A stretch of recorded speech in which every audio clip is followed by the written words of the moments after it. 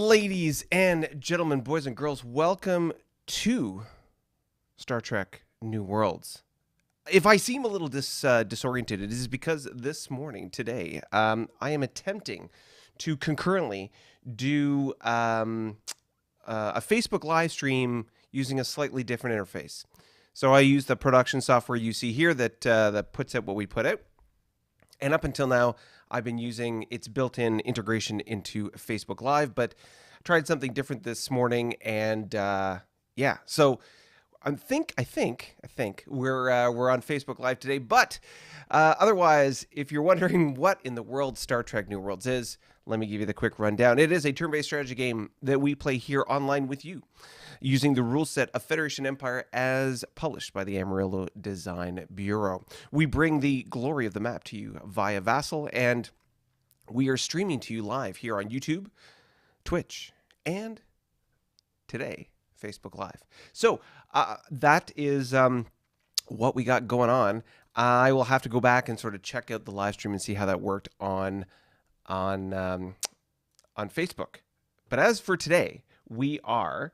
oh my goodness. Of course, things are live chat. Here we go. There we are.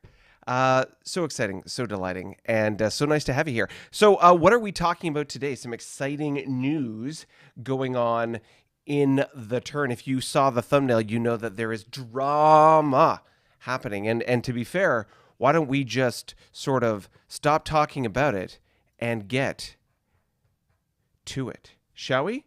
Here we go. It's the galactic news. Mopping up Klingon forces in the former Sol Confederacy. Let me try that again. Klingon forces in former Sol Confederacy space have finished subjugating all remaining resources in the area. Fredonia and Lima Victor 426 were both taken after a brief bombardment and marine landings. As the old saying goes, Ka-less wept, for there were no more worlds to conquer. But is this truly the end of Klingon expansionism? Or have recent gains only whetted the appetite for more? We'll have to find out, won't we? Chofak attack back. Lyran forces sallied forth and retook the world of Chofak from the Carnarvon invaders. The battle raged back and forth for several months, but the Carnarvon forces pulled back to consolidate and plan their next moves. The Lyran High Command have no illusions that this is the end of Carnarvon encroachment, but they, too, must consolidate, as they are being attacked from 3 different vectors. Gorn North, young man. The Gorn Harmony, not to be left out of the action, has attacked and destroyed a Lyran base in Sector Whiskey 11. This places lead elements of the Gorn fleet within striking distance of Lyran homeworlds. Are we about to see a reptilian rampage rolling like a rock over all rivals? Mechanical mayhem! A powerful Juggernaut fleet led by the dreaded ship known as Goliath 1 has struck out into Klingon territory and annihilated a deep space repair base. Several ships awaiting dock facilities were destroyed along with the base. At the same moment as the devastation in Klingon space, a second Juggernaut fleet headed by a powerful cruiser is rampaging through Riemann space. As with the last invasion, Athena fleet sallied forth to repulse the invaders in deep space. A titanic clash took place with horrific losses to the Riemanns, but in the end, their overwhelming weight of numbers pushed back the Juggernaut force, which retreated after losing all support ships. What are the Juggernauts up to? Is this activity a shot across the galactic bow or an act of total war? Only time will tell. Keeping the litter box clean. The long-anticipated invasion of the Kzinti world of Parak has taken place. Carnivon forces assaulted the planet in a campaign lasting several weeks. The hardened defenses of the Kzinti stymied multiple attacks by the Carnivons. But Kzinti counterattacks were foiled by the ubiquitous heel nippers fielded by Carnivon ships. In the end, both fleets were mauled by the extended combat operations and pulled back to their starting positions. Our military reporters say it is only a matter of time before the superior repair and construction capabilities of the Carnivon make victory inevitable. Kzinti kills keep them kicking for now, but combative Carnivons will clearly craft their comeuppance, karma notwithstanding. And that is the galactic news. Oh, so much alliteration. Very exciting and so delighting. Shall we get into the details once we have a little chit-chat with our folks in chat? Let's pop that out and say hello. Ladies and gentlemen, I want to welcome our public affairs officer, press agent, marketeer extraordinaire, Eugene. The week's wait is over. This week we learn the dangers of ignoring the Juggy threat. Has the Alpha bravely returned to the Empire been a help or a hindrance? How much longer will the Balkans last? Be a distraction. Here we are. Will the conquering empires unite with their EP topped up to finally take on the Juggy threat, or will their lust for EP turn them against each other, easier to fight neighbors? Question mark. Bill's in the house. Gorn Harmony. Ship D's of reporting from the Balkans. Lyran outer perimeter defense base down. Final fleets in place. Guess what's next? Terry is here. The Carnivon are in the house, 5 a.m. and ready to go. Yes, from the other side of the globe, Australia down under in the house. Terry, brother from down under. Hey, Eugene. You can't be petty. Hello, all. What's this? Bill, YC. Oh, you can't be petty, of course. Hello, Zoomers. Hello, Zoomers support house. Oh, yes, Zoomers support house. We'll get to that in a moment. The Klingons, not a chance. The Klingons have stopped. Hey, Bill, be careful up north. Winter is coming. Oh, the alliteration. Hey, Paul. Hi, Bill. And away we go. All right. So, yes, let me give you a quick walk around the screen in case you haven't already been here before. So as you will notice down below, our latest subscriber, Zeromer's Support House, is our latest subscriber. You too can be one of our many supporters on our way to get to the magic number of 500. We are just shy of 315 as we speak, as we're on our way to 500 to unlock the community tab. So if you feel so inclined and you like what you see so far, hit that subscribe button. Don't be shy about notifications so you can see when we go live. And of course, if you are so inclined and in the supportive mood, then you can take your phone. You can scan that QR code that you see right there between me and the chat, or go to that link down below and you can fire a disruptor bolt of caffeinated goodness, coffee, keeping us stimulated and motivated to be able to bring you the latest and greatest from the front. Let me take a quick sip. The Navy thrives, survives, and would not be... Oh, ladies and gentlemen, a coffee has been fired from the Dreadnought neighbors. Hello. The AI coming to say hello to me. Thank you so much to our good gracious, our grandtacular, oh my goodness, GM Daniel, who is our Juggernauts. Cheers. So our goal today, as you will notice, as disruptors are fired, the green bar in that corner will make its way across the board. The past couple live streams, we have a goal of 4. Today it is 3, the trifecta. Can we get 1, 2... Numbers, Tony. 1, 2, 3. Can we get 3 in the bank, so to speak? Caffeinated goodness coming your way. But without further ado, let's make our way to the map and get into the goody goodness of what is going on. All right, welcome to turn 91. let's start off with our EP and fleet cap numbers and start rolling into the drama of what's going on. All right, the Carnivon have a total income of 46.5 EP. Slight increase from before. The Gorn are at 63, holding steady. ISC at 59. Continue to knock on 60's door just on the other side. The Klingons are at a sweet 90. That is ridiculous.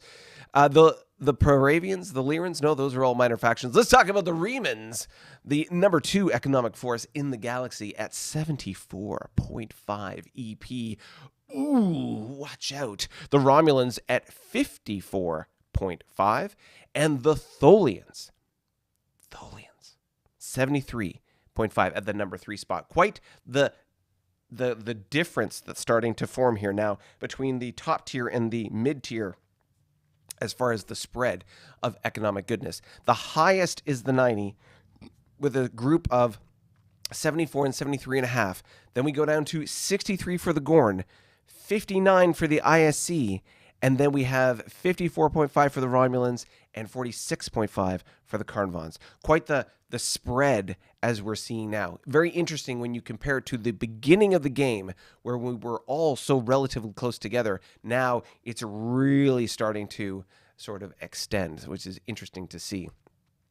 Let's talk about fleet cap. So that's the number of ships we have floating out and about, measured in their attack factors and defense factors.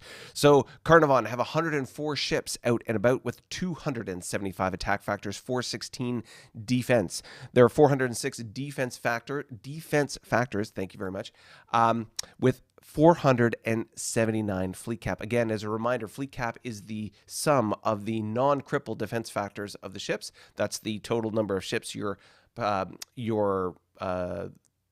those ships are demanding, so to speak, on your supply or your infrastructure. Your economy can only support so many ships or a certain number of fleet caps, so that's an important number to monitor. So again, 275 attack, 416 defense, and when you see that difference between the defense factor and the fleet cap, that's a sign that there are cripples in the fleet. The Gorn are at 100 even total ships with 260 attack, 434 defense, fleet cap 435. So nice and even Steven there. The ISC at 101, not to be outdone, with 332 attack factors, 487 defense with a fleet cap of 489. Klingons, having lost a few ships this last round, are at 117 total ships, 418 attack, 474 defense with a fleet cap of 517.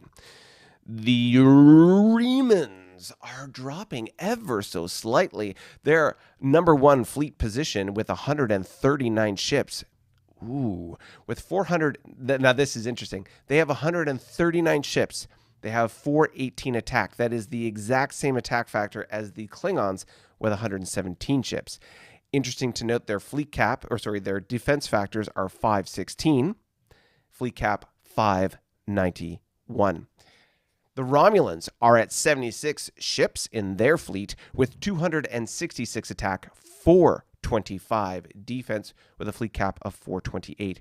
The Tholians creeping up on the Remans with a total of 135 ships, only 4 away from the Reman total at 278 attack factors, 549 defense with a 576 fleet cap. So very interesting. The top 3 in the fleet numbers are the Remans at 139, the Tholians at number 2 with 135, and the Klingons with 117 in the number 3 spot. Interesting. It would be interesting to see the spectrum of total ship equivalents or ship numbers, the attack and defense factors as sort of like a graph or a comparison analysis, because it would be interesting to see if you have fewer ships but you have a greater offensive firepower. Like, for example, the Tholians have a lot of ships but not a lot of attack, not a lot of attack factors when compared to even, for example, the Carnivon have 104 ships and they have essentially an equivalent attack factor of the Tholians with essentially 30% more ships. Interesting to note. So, yeah, it'd be interesting to see what that all looks like. All right, let's close that out and race up to the Balkans, where all the activity is happening, of course, in the map. Let's start off with the goody goodness of the Carnarvon. That is the green that you see on the map here. Quick recap. Chofak, as you heard in the galactic news, is located right here on the border. Previously, a planet that was held by the Carnarvon. As you can see, Fire Squadron is sitting there now. The Lyrans, rather, have taken it back. Let's take a look at Fire Squadron, if I can find it here. Fire Squadron, there we are. Ooh. So these are the ships that are sitting right here on Chofak. We have a troop transport with 2 G factors, a Y air destroyer, 2 light cruisers, a cruiser, and a command cruiser. So more than enough to be able to take it back from, I'm sure, the small number of ships that were holding it, but very interesting to note. And look, Home Fleet has repositioned itself so that it is closer to the Riemann potential threat, even though there's not much there. Home Fleet, let's look at the Lyran Home Fleet. Boom. So as you can see, I'll leave that up here. Lyran Home Fleet is the big kahuna, so to speak, with the Dreadnought command cruiser, 2 cruisers, 2 light cruisers, a total of 6 destroyers, 2 frigates, and looks like a commando destroyer. Interesting. Interesting. And of course, they still have their tug there. So what are the Lyrans up to? Well, let's talk about the Carnarvon real quick. So the Carnarvon lost Chofak, and they did an attack on Olympus Fleet and the Kzinti. So let's pull up the Kzinti real quick. Kzinti Olympus Fleet. Boop. All right. So I'll put this in the bottom here so you can see that a little bit more clearly. So that is, you can see there are a number of ships that have been crippled here. 3 of their light cruisers, a number of their of their M-class frigates, a Y-era cruiser, and a Y-era strike cruiser. They still have 2 scouts, an M-era frigate, 2 strike cruisers, 2 M-era cruisers, and a YDN ready to go. Their YDK, sitting on this hex, has 3 SIDs. Why is that important? Once it hits the 4th SID, it's crippled. And once it's crippled, it can no longer repair the ships that are there. So it has 3 SIDs worth of damage, no more of those planetary ground bases. There were, I believe, I want to say 7, but there were quite a number of planetary ground bases there that for each planetary ground base adds 1 electronic warfare EW point. And of course, they can soak up some damage. So they took some damage and certainly made it an interesting fight. The Carnarvon here, you can see, have a crippled frigate, 3 crippled cruisers, and a crippled destroyer. But let's pull up Topaz and Ruby and see if Topaz. Oh, look at all those. Ruby. Okay. So we can see here, I'll just move it all the way down. All right, so we can kind of compare what's going on here. So these 2 fleets, wow, that is a lot of cripples. Okay, so 9 frigates, 2 destroyers, a drone bombardment destroyer, 2 M-era light cruisers, a Y-era cruiser, a W-era CA. This is the former Lyran ship that they had confiscated from an earlier encounter back when the Lyrans were being played by a player faction. Another YCA here, so I'll put that here. So there's 2 of those. And 4 drone bombardment cruisers crippled. Wow, that is, hold on. I'm just going to put them all sort of in the same, so we can, all right, hold on. Let's do this. Okay. Destroyer, like cruiser. Okay. Wow. Okay. So you can see here the number of ships that were crippled. The only ships that aren't crippled in this fleet, wow, 2 light cruisers, 2 CAs, a drone bombardment cruiser, obviously the prime teams, and the DN. In Ruby fleet, they have 3 CLs, a commando cruiser, and a YCC. And of course, as we noted, there's also some cripples that are not in the fleet box. In addition to the non-crippled ships that you see there, we can see that they have 3 M-era or 3 modern frigates, a light cruiser, and a cruiser. So they've certainly got some punch that they could probably, I'm guessing, finish them off. But yeah, that's a I wasn't expecting the Kzinti to fare so well in that combat. Very interesting to note. What do you think this is going to mean for the Carnarvon advance? Think about it this way. I'm going to take away the ships real quick. Look at this map. Look at, for all intents and purposes, the lack of repair facilities in close proximity, basically on that side of the wormhole, for those ships. They've only got those YBSs. And if you recall, YBSs only repair 2 points of damage, and many of these ships will require at least 2 points to repair, the cruisers more. So it's going to take quite a while. Like, for example, let's look at a YFF. As you can see here, a YFF, and I'll just put it up here so it's nice and easy to see. Hold on. What? Let me try that again. I'm going to have to bring those ships back. Okay, let's just put it here so you can see it a little bit clearer.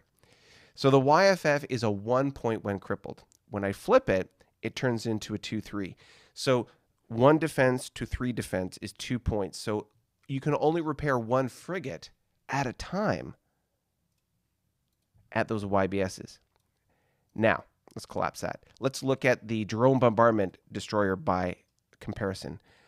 Whoops. If I flip this, it's a 3-4 versus when it's crippled, it's a 1-2. Again, 2 points of damage that need to be repaired. So what we're basically describing here is for each one of those YBSs, 1 ship, maybe, can get repaired per turn. That's a very slow rate of repair. Now, if we take a quick look on the other side of that wormhole, and you can see just above my head there, right here, there is a YDK. So they can go through the wormhole and be repaired at the YDK. That is certainly good. And of course, there is a YBS on the wormhole. So it's not perhaps as bad as one might think. If we look back up here and we bring the ships back, we can see there 1, 2, 3 through the wormhole, and then 4 movement to the YDK. So the YDK, which is where this prime team is right here, this YDK can repair them. 4 movement, which is the Y. That's how far a Y ship can move. They can go back there, repair, and then come back the other way. It might take a little while, but they will be able to repair those ships and get them back into service. However, while they're doing that, the Kzinti will also be able to repair their ships as their YDK is not crippled. So it's this or that. And of course, while that's all going on, the Carnarvon will be building their new M-era modern ships, which are pretty significant when it comes to punch. They have straight 4 frigates. They've got these 7-8 cruisers. And as we saw, their light cruisers are 5-6. So these are potent ships, and it'll be very interesting to see how this sort of shakes out. But as we were talking about before, the critical thing here is time. It's going to take time to do that. So speaking of time, let's talk about the other faction that recently made gains, in the Lyran attack, which is the Gorn. All right, let's talk about the Gorn and their Vengeance fleet, which is right here in the second row. We've got a DN, 2 prime teams, 2 command cruisers, 3 light cruisers, 4 destroyers, a total of 4 frigates, and a commando cruiser. Very interesting. And then, of course, behind them, and this is interesting for them, behind them, they have Hammer Fleet, which is this right here on the bottom row, 2 cruisers, M-era cruisers, a light cruiser, again, M-era. They also have an M-era destroyer there, a light cruiser, and Home Fleet. Let's pull up Home Fleet real quick. Okay, we can see Home Fleet is a command cruiser, light cruiser, number of destroyers. We got a total of 4 destroyers here. I'll just put that there. So 4 destroyers and 2 frigates. So that's what we've got in Home Fleet, in combined with Vengeance Fleet and the M-era ships. They've got a shot. 1, 2, 3, 4. So the M-era ships can certainly make a dash to the Lyran capital, essentially, this turn. But the Y ships will need 2 turns to get there. Still, those 2 turns is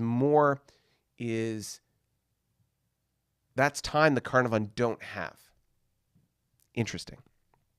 So the Gorn are going to make that push into the Lyran capital. It'll be very interesting to see how that sort of resolves. But as we said, there are 3 dance partners in this tango, and let's talk about the Remans. So the Remans recently took the Red Roost, which is this top little pocket right here. And we had talked about how they needed to have some kind of logistical support to dive further into the Lyran homeworld, or that little pocket, that last pocket where the Lyran homeworld is.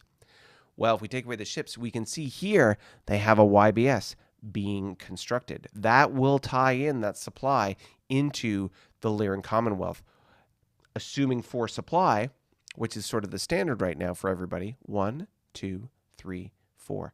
That puts them, if I can make it a little bit more obvious, that puts their supply straight on the Lyran capital. All right, let's pull that back.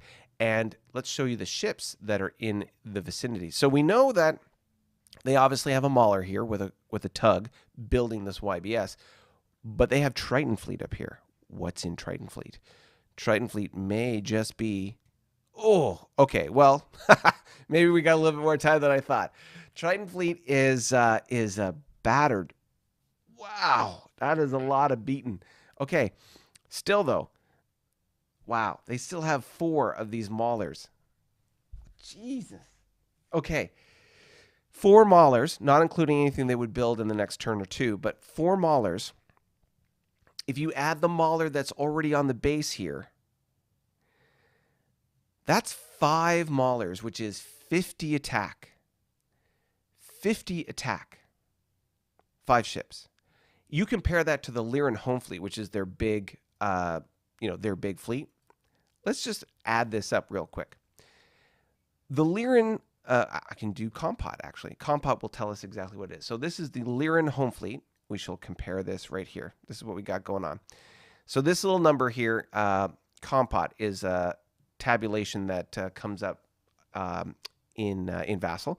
So let's look for Lyran home fleet. I believe I have to go to Lyran home fleet right here. Lyran home fleet has a total number of ships, 15. Total attack factor of 41. So with 15 ships, it can only generate 41 attack factors. Okay. 5 of those KRMs is 50. 50 attack factor. And they can do directed damage, destroying ships in one go. They can use 1 Mauler at a time, direct a total of 10 damage on any one particular ship.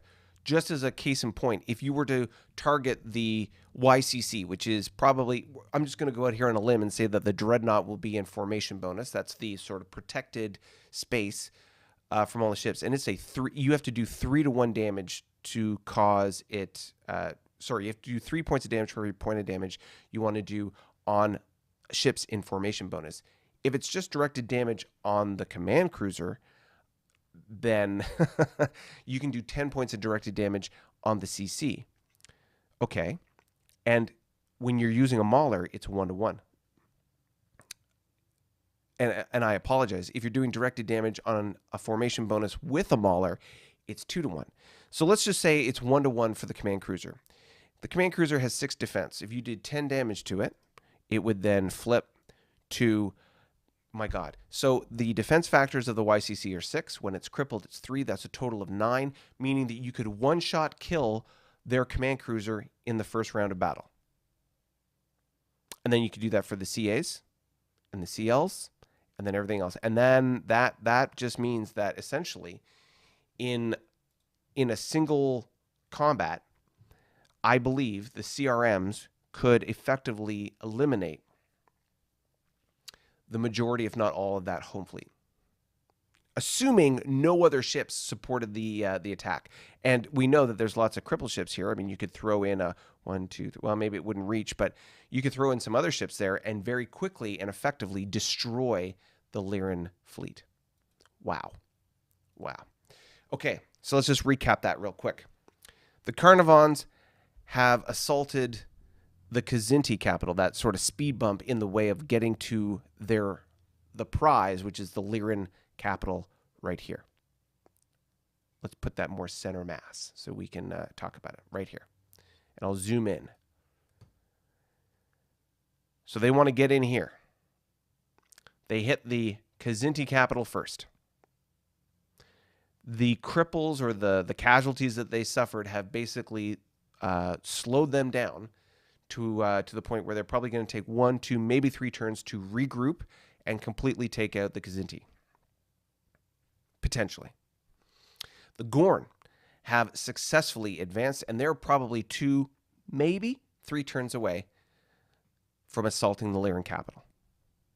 And based on the ships that they have, probably do it successfully. The Remans, at the end of this turn, will have supply into the Lyran system, and they have a fleet. Granted, there's a crippled fleet, but with the ships that they currently have, they can wipe out home fleet. So we talked about this in a previous live stream. There's a couple of options that could happen here. One, any one of these three factions in the next 2 to 3 turns could attack the Lyran homeworld and potentially, most likely, be successful. What happens with the other 2? Let's assume the other 2 factions let the Carnarvon go first. Carnarvons are already crippled, beaten up, but they, bring together a fleet enough to be able to take that Lyran capital.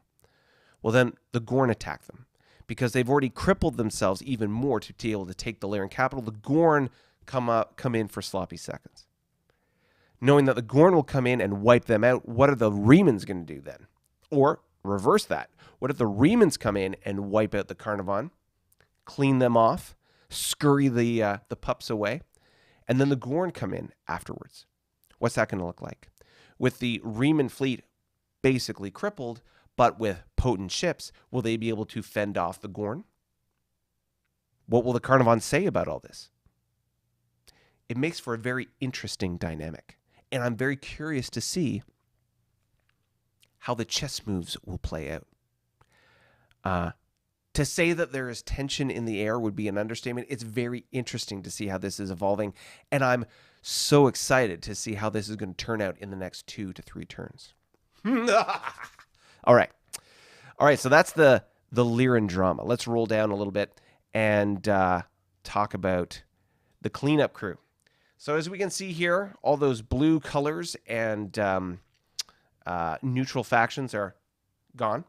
And the Klingons have completely rounded up everything as far as resources and so on. So it's all under Klingon control, hence the big 9-0 for the economy, which, by the way, is a ridiculous number. As you can see here, there are a number of ships that were repaired here and moved forward to this wormhole. This wormhole, by the way, appears right here.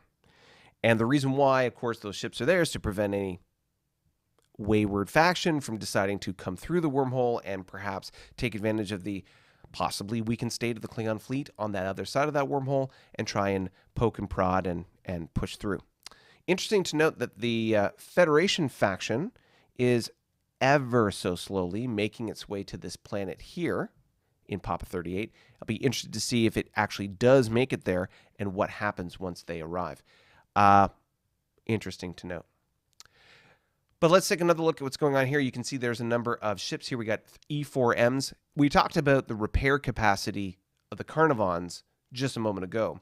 One of the big advantages of the Klingons, specifically in this context, is that these ships are cheap to repair. Just give you an example. Let me put this guy right here so you can see this is an E4M. You can see it has a 2 defense when crippled. But when you flip it, it's only got a 3 defense, meaning it's a 1-point repair, meaning you can repair 2 of these bad boys at any YBS. Noting here that we've got a YBS and 4 of them, which means in 2 turns, these will all be repaired. Interesting to note here, of course, we've got a YDK, which has an 8-point repair capacity, and you've got 3 E4Ms there, and of course a D4N and a D4. D4Ns and D4s are 3-point repairs. So really what's going to end up happening here is you're going to have 2 ships repaired, a D4, possibly the D4N, and the E4Ms repaired, with the D4 waiting to finish up. So that's an interesting sort of how that looks. And then, of course, we're going to have to get some bases built in this area, because even though if we take the ships away, you can see we've got a great supply network with these colonies and, of course, the home system here providing a great system of supply. We don't have a lot of static defenses in place, and so we got to get those built to defend this little pocket of goodiness. All right. Well, as we always do, let's take a quick tour around. We'll start with Big Red and work our way back to the 4 powers. But before I do that, I want to slide into the chat and have a quick look at what's going on. All right, everybody. Let's slide into the chat and say, hey, coffee. Tony, no coffee disruptor? Did you not hear a coffee disruptor sound when it fired? I heard the disruptor sound.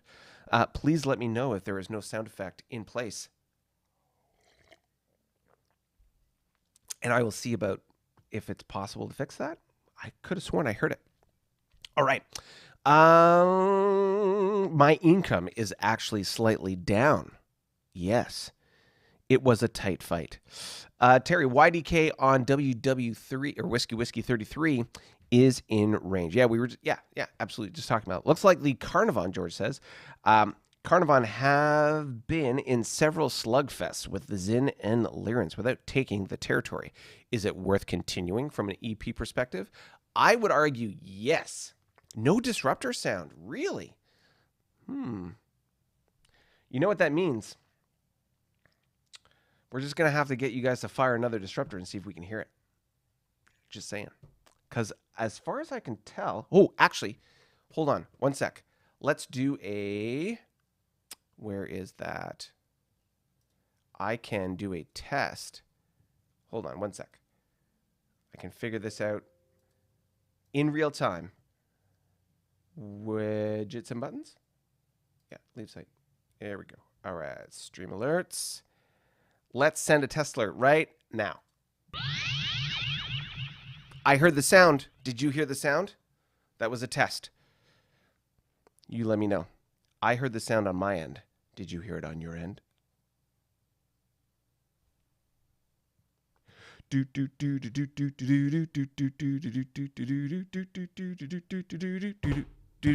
All right, so let's roll into the rest of this chat here. Looks like the Carnivon, yeah, we did that. Heard it. Yeah, so I don't know why we didn't hear it that other time. Maybe it's because I was talking over it. I'm not sure, but nonetheless, the sound effect is there.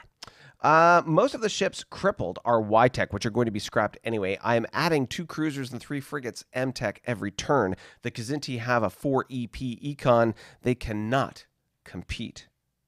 Possibly, but 4 EP econ allows them to repair the maximum number of repair points at that YDK. So while they can't compete, they can repair to max effect at their base. The only thing they can't do is probably, definitely, they won't be able to repair they won't be able to effectively repair those SIDS in time. So how do they want to spend their money is the question.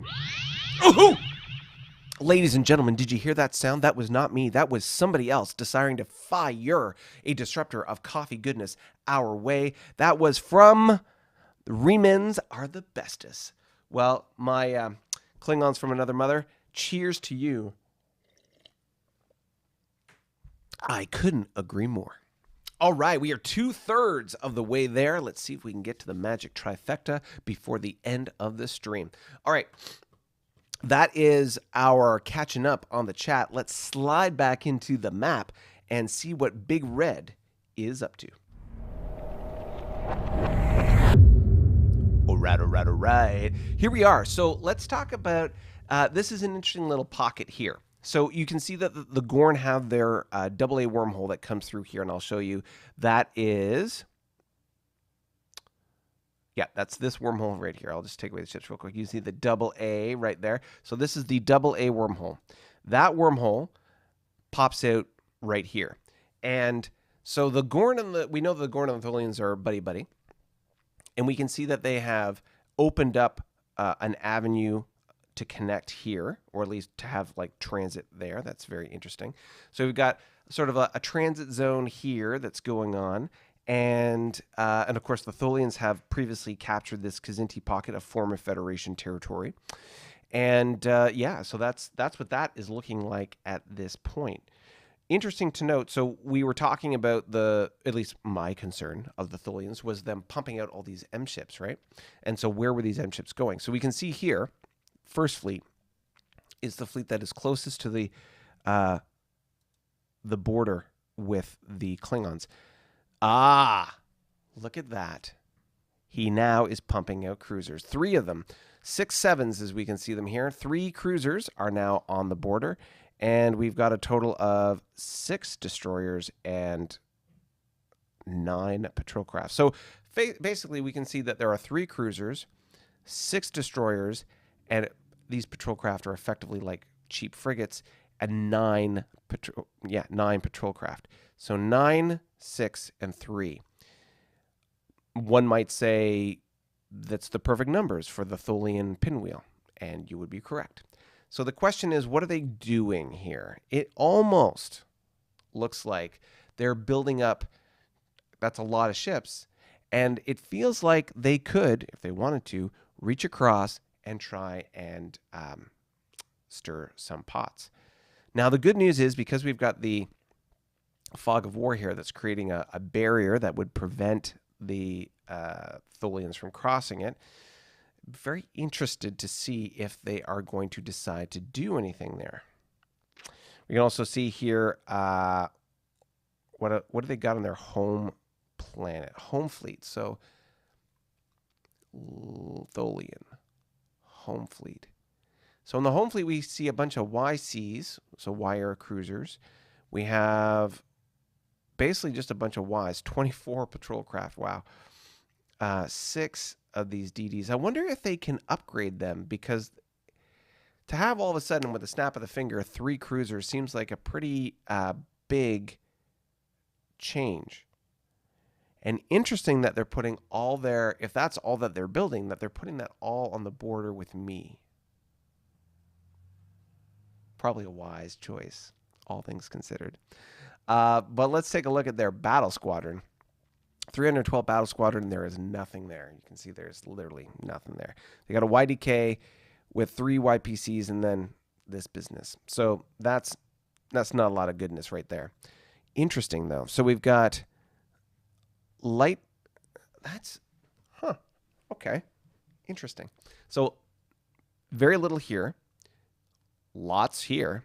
And let's take a look at the other sort of vectors into their territory. We've got 2nd and 3rd Fleet. Now, we know from previous live streams, the Whiskey wormhole is in ISC space. The November is in Riemann space. So let's just take a look at 2nd Fleet and see what they have there, which is, so we've got a couple of, how many? 5. 5 M-era destroyers, 2 cruisers, Y-era, and 4 YPCs. So not a lot, but not nothing. And then in 3rd Fleet, let's take a quick look at the Tholian 3rd Fleet. This is the one on the Riemann border.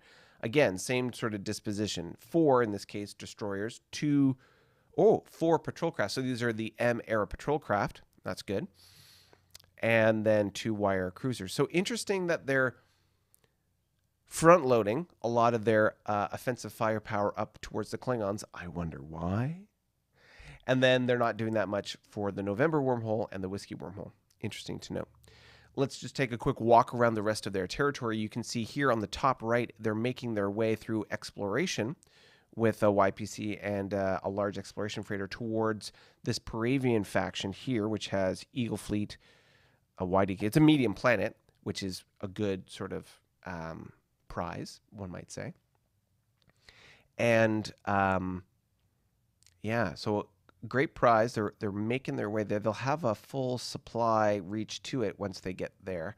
It'll be interesting to see how that sort of works. We can see here we've got a bunch of ships left over from their assault on the Kzinti area there. 9 destroyers still crippled, and as we scroll down here, we can see there is a number of small ships, these Y-era patrol craft, on the border area with the Gorn. Now, we know the Gorn and the the Gorn and the Tholians are tight, so I don't think there's any risk of conflict there necessarily. As we scroll around, we can see here there's a little exploration activity happening in the bottom corner here and the back end, but not much else is going on. They've got bases that have supply reach to the edge of their border, and they're not really taking any action to try and further develop that. So that's interesting. Interesting to note.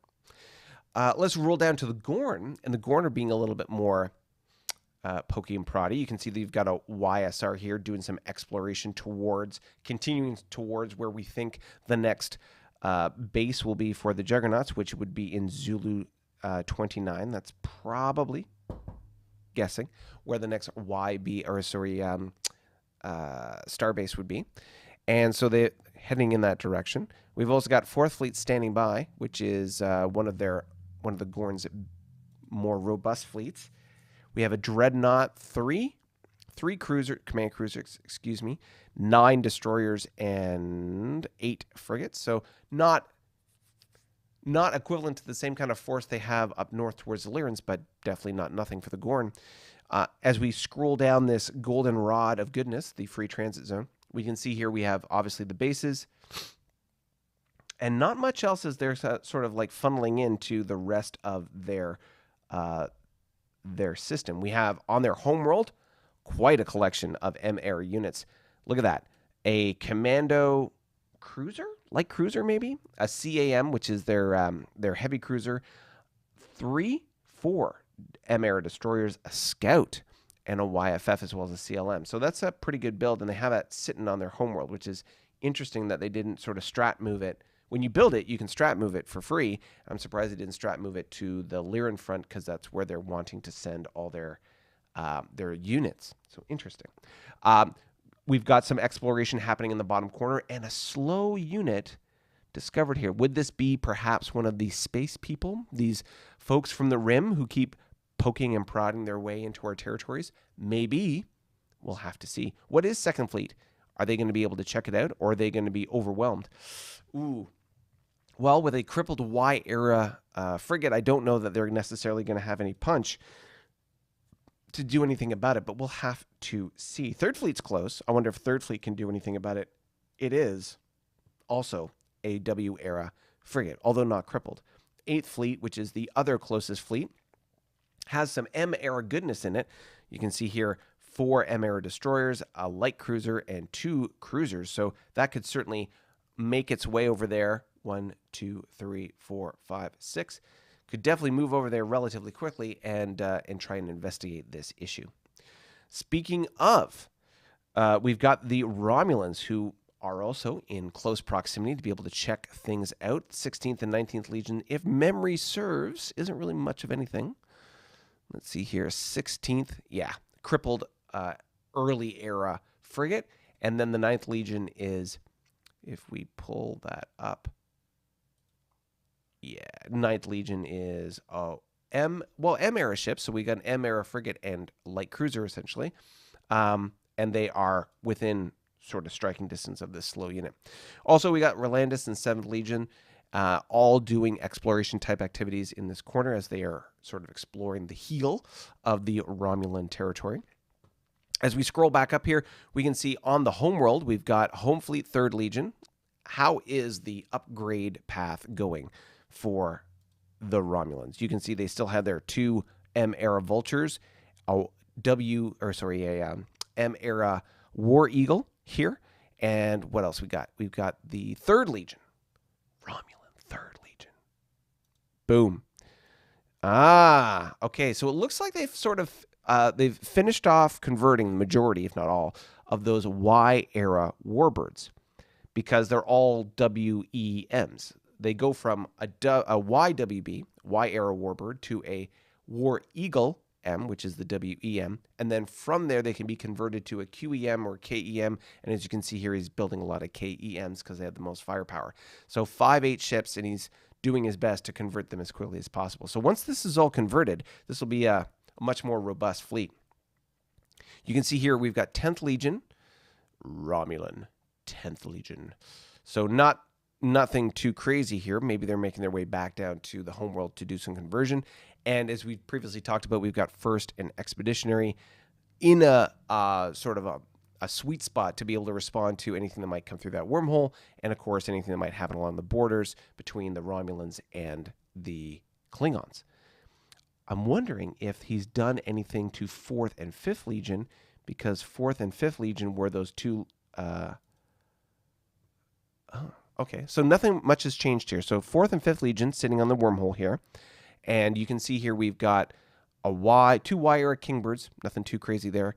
War Eagles, again, nothing too crazy. And a Snipe Bee with a bunch of snipes. It almost feels like, and I'd have to go back and check, maybe you want to, on the previous live stream, if he's actually reduced the number of ships on that wormhole. If he has, maybe there's a detente happening between the Romulans and the Carnarvon.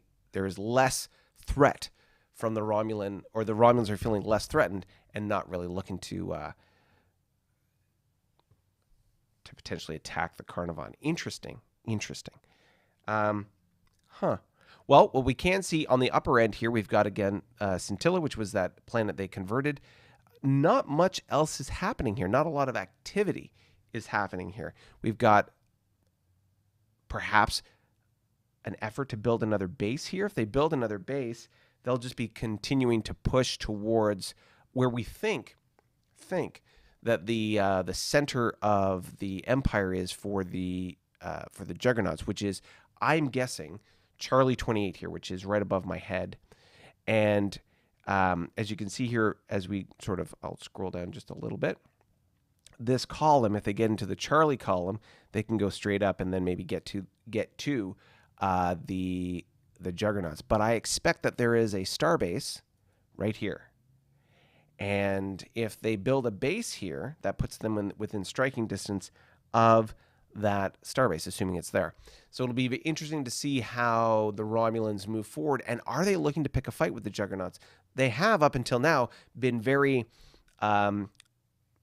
respectful of the Juggernauts in the context of them not picking a fight with them, not going through wormholes, not trying to antagonize the AI faction run by our GM. The question is will their continual expansion cause that to change? Or will there be some effort on the part of the Romulans to change their approach and coordinate their new ships, these more powerful vessels that they've started converting, into attacking the Juggernauts? Or will the Romulans start sort of upping their ante and attacking their neighbors? It's interesting to know, because as we go through a combination of the analysis of economies and fleets, the Romulans have a relatively small fleet. Again, when we look at fleet cap, there's a number of factions now that have over 100 units or 100 ships in their fleet. The Romulans do not. The Romulans only have 74? So that's a relatively low number. Here, let me just take a quick look here. So the Romulans have 76 total ships. You compare that to, there's the top three, of course. There's the Remans at 135 or 139. So essentially, for all intents and purposes, twice the number of the Romulan ships. The Tholians are at 135. The Klingons at 117. The ISC and the Gorn both at 100. The Carnarvon at 104. So we're talking about 6 factions there who have over 100 units in their fleet, and the Romulans only have 76. They are the smallest faction by fleet count. Now, when you look at attack factors, so 266 is the total attack factors that the Romulans can generate. The Carnarvon have 275. The Gorn, 260. So they're comparable, but they have more ships. The ISC are more, obviously. The Tholians, which are probably the closest, they are almost double the ship count, and they have more attack factors. So arguably, the Romulans are the weakest military faction in the game based on ship count and a total attack factors that they can generate. Yes, their ships have a higher defense factor. So, for example, they're at 428 defense factor, which is close to the Gorn, but even the Gorn are higher than that. So, smallest fleet, weakest fleet, and economically, they are in the lower end of the spectrum. So what is the future of the Romulan Empire? Will we see them take some kind of action to defend themselves, correct the situation? What's going to happen there? I don't know. It'll be interesting to see. Yeah. What usually happens in, let's switch over here. What happens in global politics or in the history of the human race when you see smaller empires unable to compete against larger ones? Do you see those larger ones gobble up, incorporate, or somehow vassalize these smaller factions? What happens to these smaller factions? Do they become tools or proxies for conflicts with other parties? Do they become critical components or keystones to strategies and tactics to be able to compromise those other larger factions? It'd be interesting to see how that's going to play out here, because up until now, the Romulans have been, relatively speaking, quite quiet. So how are they going to progress going forward? Are they going to come out of the shadows, as they did sort of in Star Trek Next Generation, and present themselves as a potent military force? Are they going to be more subdued and devious in their approach? We'll have to see. That would be, of course, sort of very TNG Romulan, as opposed to TOS Romulan, which is very ironically more sort of Klingon-esque with that honor system about combat. But we'll have to see how that manifests and materializes going forward, as opposed to, for example, the Gorn, who are obviously picking their fight with the Lyrans, and the Tholians, who are sort of a quiet menace, building up a deterrent against other more expansionist factions. So we'll have to see how that goes. Speaking of expansionist factions, let's start with the Remans and work our way down the four powers towards the Carnarvon, the ISC, and the Klingon. All right. So here we have the Remans. Now, we talked about the Remans in the context of the border with the Lyrans, as you can see right here. But as we look at the rest of their territory, you can see here that there's essentially not much going on. They've got exploration right above my head there. You can see there is exploration right here with the KD-4E and the KD-3E. These are, for the 3 is a W and the 4 is a Y-era exploration or survey ship.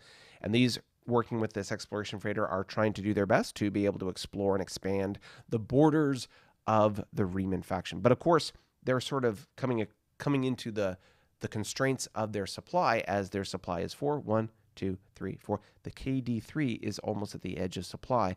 Once this base is up and running, they'll have a little bit more reach, but not much more. When it comes to the Borak faction up here in the north, interesting to note that the Remans are effectively not doing anything to deal with these guys, which is fine. It's only a 2 EP planet, which if they completely conquer will be 1. There are many richer bounties to be had on the map, but interesting that they've left that sort of unattended for so long. As we scroll down here, we can see again a smattering of bases and ships with some exploration activity happening along the sort of the edges of their fog of war. And in this pocket here, which is the sort of the remnants of the Hydran War, all the action is happening. We have Pacifica and Athena fleet, which dealt with Algeti. So let's pull up Algeti and see what we've got there. You can see Algeti here has a cruiser. Again, it's a dreadnought, or sorry, a Mauler, excuse me. Mauler, which is this little plus sign that you might be able to see there. So it has a 12 attack, 12 defense, and the light cruiser 8-8. So these ships previously had, I believe it was 2 destroyers and 3 frigates, or maybe it was 5 and 3, I can't remember. But they had a support fleet that was supporting these 2 ships. And as was mentioned in the Galactic News, they were wiped out after Athena and Pacifica engaged. So let's pull up Reman, Athena. And I'll put that a little bit higher because since it's, there we go. And Reman Pacifica. Interesting. So I have a feeling, I don't know for sure, I have a feeling that the Remans crippled and destroyed the ships in that battle as opposed to just crippling them, which would explain why their fleet count went down. And you can see here that they still have they don't have a lot of cripples remaining. They do still have, between these 2 fleets combined, we have 10 and 13, so 23 frigates. On the destroyer front, we have 12 plus 13. 25 destroyers. We've got 2 cruisers plus another 2 cruisers. That's 4 cruisers, 5 cruisers if you include the command cruiser, and a dreadnought. So as far as a Y fleet goes, this is still a very, very potent and powerful fleet. Nothing that the Juggernauts so far have levied against the Remans is going to stop that fleet.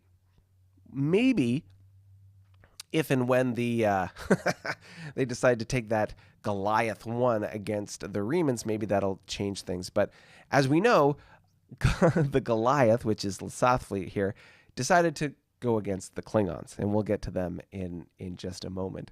Yeah, so the Reman situation here looks very, very strong, and I could see them, if they wanted to, pushing Algeti fleet back, and I would expect, what was it, Charlie 28, so 1, 2, 3. There is likely a starbase here. I think this is where the bats was. So then the question is there a bats here? I don't know. We'll have to find out. I don't know what the pattern was for the base building for the Juggernauts, but if there is a base here, that could be problematic. I didn't detect, as my ships moved this far north, I didn't detect bases sort of in these hexes, so I'm assuming there are no bases there. There may be, possibly, a base here, although based on the pattern that we've seen, that would be unlikely, as it would look like it was cardinal points. So India 31, there was a bats there. There was a bats here in India 25. We know there's a bats here. Of course, you can't see it. Let me move my head. We know there's a bats here with that green diplomat. So, yeah, it's based on the distribution. I think that they're very sort of sparse with their base building. And it would seem, perhaps, that the Juggernauts are not subject to the same supply constraints that the rest of the player factions are, because they seem to operate outside of supply range and yet still seem to exhibit being in supply, if that makes sense. So we'll have to see what that looks like. All right, let's talk about the ISC real quick. Now, the ISC have been very, very quiet. They were very loud and proud during the Hydran War. They were very successful in that war. It was a very long war. And since then, they've been very quiet. Now, what can we see here?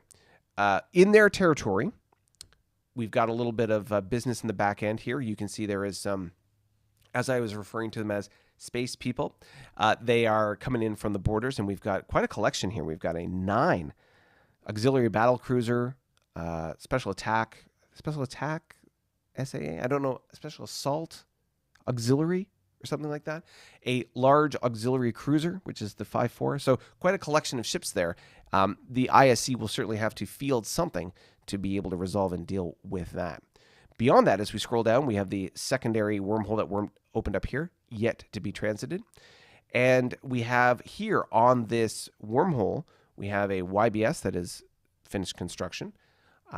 We also have Order, Integrity, and Providence Fleet. So if we pull up the ISC named echelons, we'll be able to see that. Also, Truth Fleet is right here as well. So Truth Fleet is the big one at the very bottom.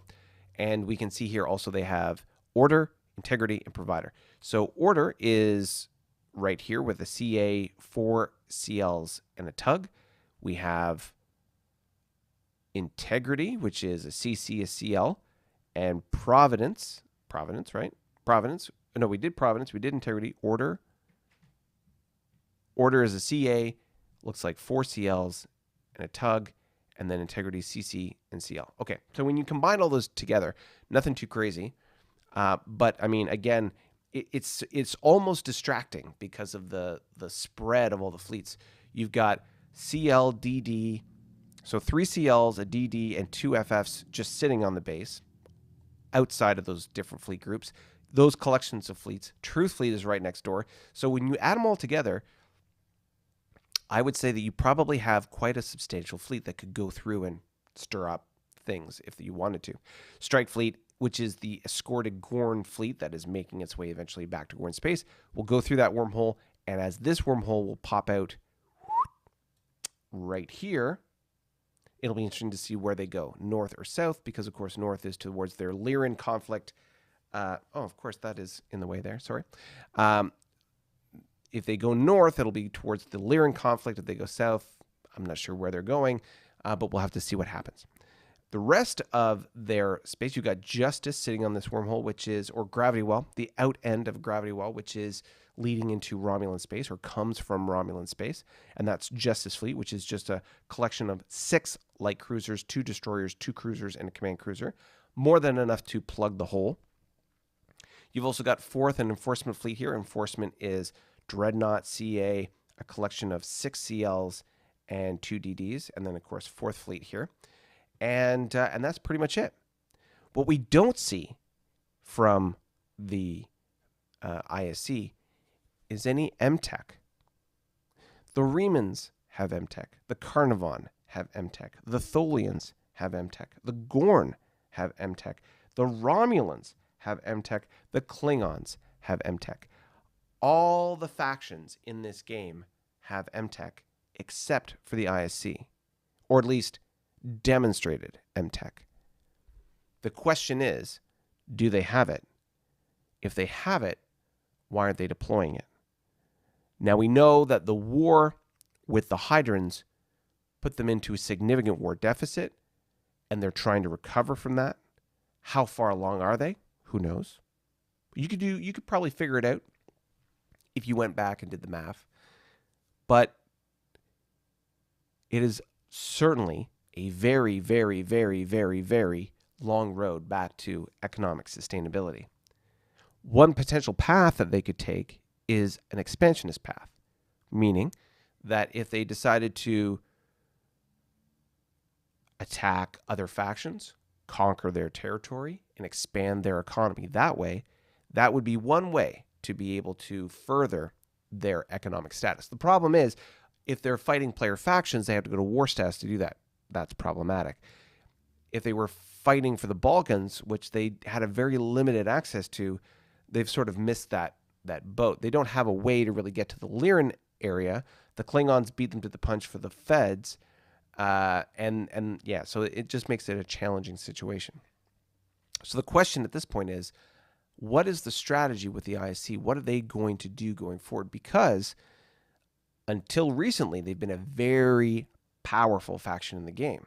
They still have one of the strongest fleets in the game, despite it being a Y-Tech fleet.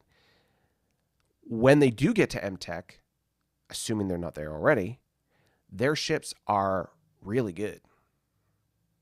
So what's going to happen when they start pumping those out? And where are they going to direct them? I have some ideas on that. What do you think? Where do you think the ISC should go? How do you feel that the ISC should express themselves in this game? And what do you think is their path to quote-unquote victory? How do they have the biggest influence or impact in the game from this point on? I mean, certainly they're the only faction at this point that's done a true player total death kill of another player faction. Everyone else has just been sort of poking around with the Balkans, but they've actually done it with a player. So where do you see these guys going forward from here? We'll see. All right, that's the ISC and the Remans. Let's scroll down and just take a quick look at the back end of the Klingon Empire. We talked about them in the Balkans momentarily, and that's where the bulk of their action is occurring. But we can see here there is the space lens. So they've identified this as a space lens. Now, what is the deal with the space lens? Space lenses, as was experienced by the Hydrons, are a huge pain in the posterior. They are very difficult to defeat. They require a lot of generated attack factors to be able to destroy it. And at the time of the Hydrons that were dealing with them, they couldn't generate a fleet large enough to be able to deal with it.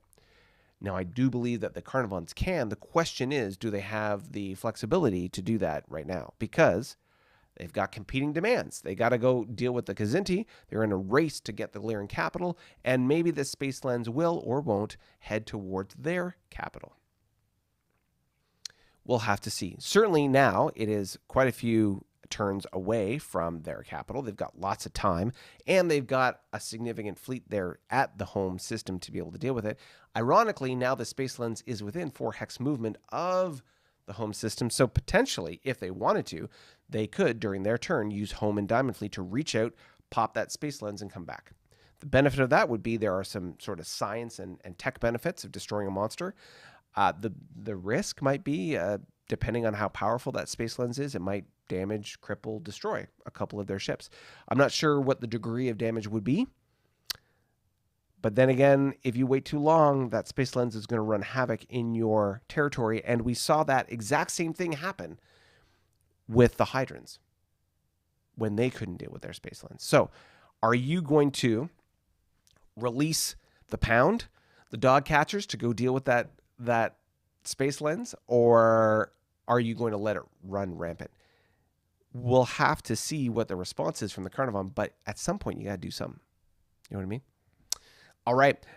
No other, obviously there was some space people in the back end here. It would seem as though perhaps Wolfpack 1 was effective at dealing with them. Let's just pull up the Carnivon Wolfpack. Yes, we can see here there's a couple of crippled units. I'll just move this over here so it's easier to see. You've got a YCC, a tug with a YSR, drone bombardment cruiser, destroyer, and 4 frigates, one of which is crippled, with 2 prime teams. So it looks like they reached out, smacked that space person convoy of ships, and are on their way back home. So that's good. Maybe Wolfpack will take a detour and go deal with the Space Lens. That might be a good use of those ships. All right, now let's get to the nitty gritty. Let's talk about the Klingons. Starting in the south, we've got a couple things. So these are a bunch of cruisers that were crippled during the assault into the Sol Confederacy. You can see they've moved here to this YDK for repair, and they'll be repaired and move on from there. We have a bunch of ships that have retroed away from dealing with a space person encounter. Space people were sort of in this bottom section here. There was a large, I think it was a large auxiliary cruiser that was floating around. We popped it and we retroed back here. So we've got D7M, 5M, and they'll make their way probably up north to join West Fleet here in a moment. We talked about the Balkans. We've talked about what's going on here. So let's talk about the big pain in my butt, which is Lasath Fleet. So let me pull up Lasath Fleet and talk about it. This is ridiculous. The Assault Dreadnought, which has an 18 attack and 16 defense. 18 attack. It's a Mauler, which means that in a directed attack, it can do 18 damage, destroying any ship that I have. Any ship that I have. Even if I use the battleship against it. The battleship has 14. 14? Hold on. Let me pull it up. Klingon battle groups invulnerable. It has 14 defense, which means if it was subject to a directed attack from this fleet, they would be able to generate more than 14 damage. They could cripple it in a shot and kill it in the next round. Unbelievable. So needless to say, this is a threatening fleet. This fleet reached into my space, and assuming, based on what we were talking about, that the 1, 2, 3, I'm going to assume that there is a star base right here. 1, 2, 3, 4, 5, 6. Assuming they have GW level supply, they would have a 6 level supply. So that would give them supply to there. They popped a base in Mike 33. So they reached in, they popped the base in Lima 32. So, oh man. So they blew out that base. And now they're going to start creeping towards me as well. How do I stop them? Can I stop them? I am wondering if I position Green Fleet here in India 31, will I be able to stop or break supply to Lasath Fleet? Will they then be out of supply? Because if they are out of supply, they will still have their maximum defense factor. They will only be able to move 50% of their movement, which in this case would be 3, most likely for them. But their attack factors would be cut in half if they were out of supply. Now, maybe they're not out of supply because of something that's going on in this game. But if they are out of supply, that gives me a stabbing chance at being able to take them out. We'll see. Yeah, we'll see. So I have ships heading up there now. I have, as you can see here, D7M and 3 F5Ms. I have Green Fleet in the vicinity. But again, this fleet is not enough to be able to deal with this. So Green Fleet is great. A collection of 5 D6Ms. That's great. And we have 4 plus 8, 12 E4Ms. Those E4Ms are going to evaporate in a combat with the Juggernauts, and they will disappear faster than you can count them. So between I basically need a massive fleet of 10 plus cruisers to be able to do any significant damage against the South Fleet, because A, their frigates are the equivalent of are better than my destroyers. Their destroyers are nearly the same as my cruisers. Their light cruisers are better, and of course they've got that bastardly assault dreadnought. So I can probably cripple them enough to force them to retreat, but still, that is unbelievable. I'm hoping I can get them out of supply. And if I can get them out of supply, I have a fighting chance. But still, and here's the thing. If I get them out of supply, they can't use the Dreadnought. Or rather, they can't use that directed assault capability the Mauler capability. They can't use the directed assault Mauler capability if I get them out of supply. However, I don't know that I'll be able to get them out of supply. So we'll have to see how that works. I'll also have to figure out a way to be able to get, hopefully, some EW into that fight, because that'll make a change. Brutal. So, in the face of that kind of apocalyptic outcome, in contrast to the peak, the mountain, the insurmountable obstacle that is presented by this, who could we call upon in the Klingon Navy? Who would rise to the occasion, inspire confidence, and drive and motivate action towards conquering this foe? I think you know the answer. None other than the one and the only E1 Captain. That's right. Coming out of his long tenure as the captain of a frigate, he is now being promoted to Commodore. And he will command a fleet and personally captain a first-of-class vessel that you will see next turn. This first-of-class vessel is the most powerful vessel of its type, of its class. It is first of class. It is the first time we will have built it. It will be the pointy tip of the spear that will lead the assault against these dastardly juggernauts.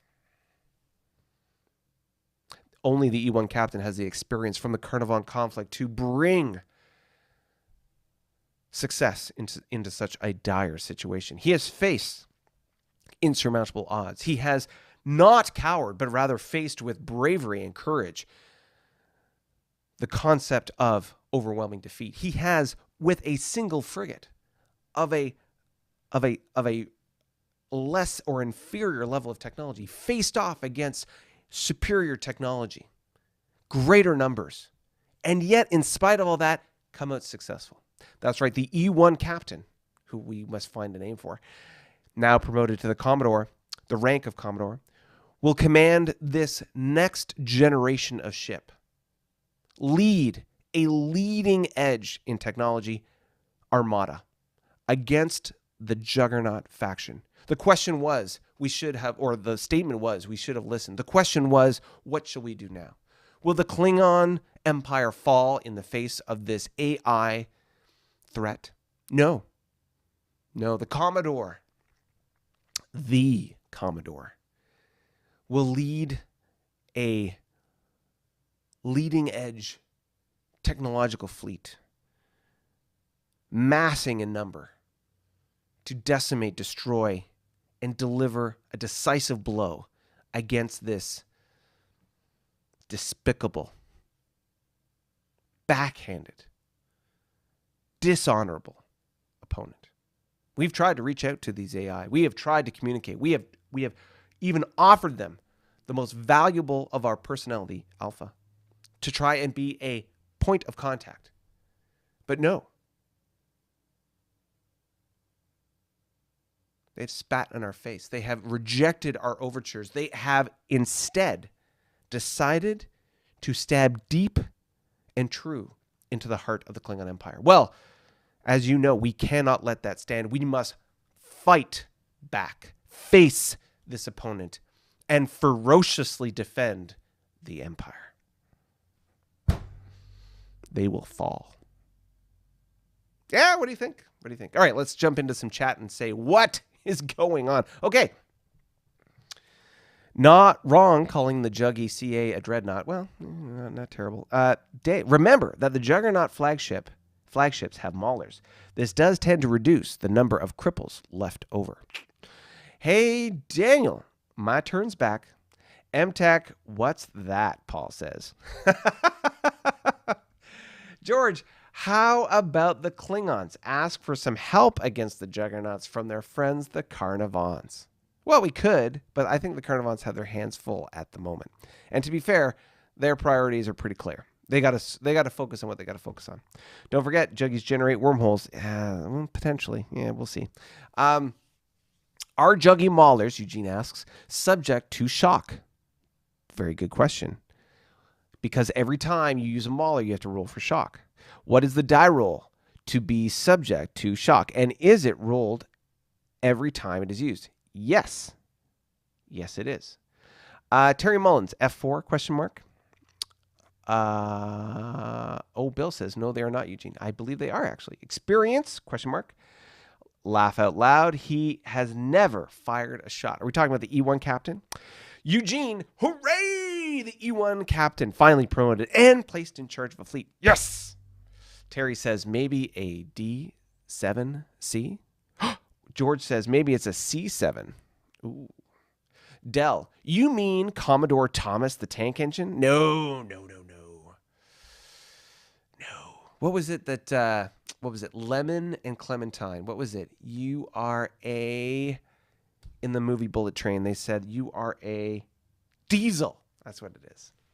We'll see. All right. Bill says, what is this Commodore name? D5, F5, D6D, possibly General War?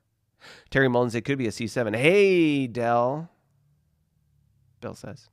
Well, yes, we'll have to see what ends up happening when it comes to this first of class ship. But I will say that the Klingons have been aggressively researching and developing ship hulls, because once we get a certain specific class of hull, there is a whole branch of technology and capability and industrial capacity that will open up to the Klingon Empire.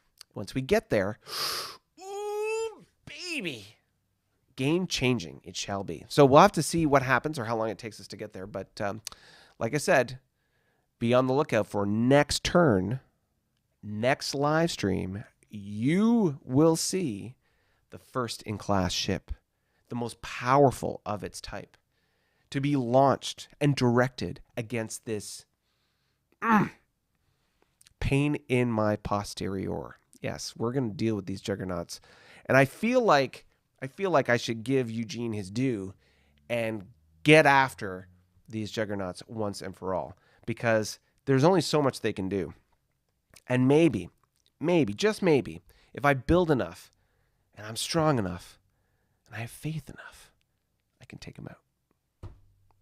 You let me know. All right. Do I need MTech ships then? Paul says. Well, maybe. We'll just see. I will say, for those of you who haven't already used that QR code or gone to that link or otherwise are part of our community on Discord, if you followed this long on this live stream, then you should seriously consider it. Thank you very much for everybody to be in the double digits for our live stream today, for us being live, that is. So thank you very much for all of you who have joined us live here today. If you're catching us on the replay, thank you for catching us or taking the time and for staying this long in the stream. So here's the nugget for you, the cherry at the end, the little piece of information.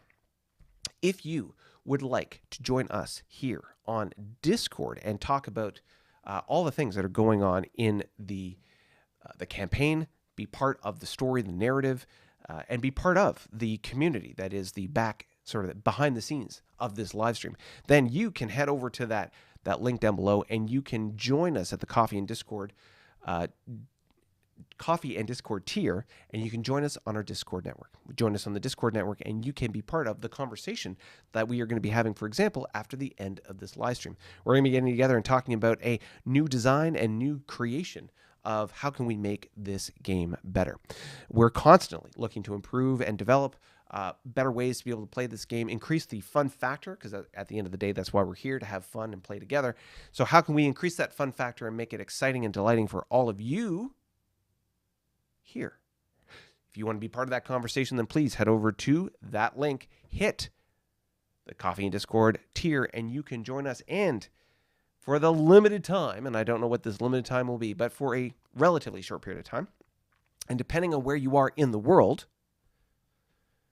if you join in the month of, well, let's say it right now. Let's say it right now.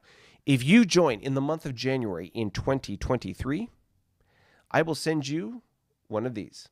This is the patch that we created for, and as you can see, it is the logo for this channel. So if you join us at the Coffee and Discord tier in the month of January, I will send you one of these. Now, of course, we'll have to connect, and you'll have to give me an address for me to send it to you. However, I will send you one of these. Now, just as something you can put on, iron on, or sew on to shirts or hats or whatever the case is. I don't know that it would necessarily do well on my skin, but that kind of thing. So join us before the end of January in 2023. I'll send you one of those patches. Otherwise, you can pick it up at the coffee shop and buy it there, and we'll send it off to you. So if you are so inclined to be part of our back-end community, be part of the banter, the witty back and forth that goes on this show, then please feel free to do that, and we'll see you in the Discord chat. For all those of you who are joining us today, I will see you there momentarily as we jump into how to make this game better. Thank you very much for joining us here today. I really appreciate all the support. Thank you so much. 2023 is going to be a fantastic year, and I will see you later. Bye for now.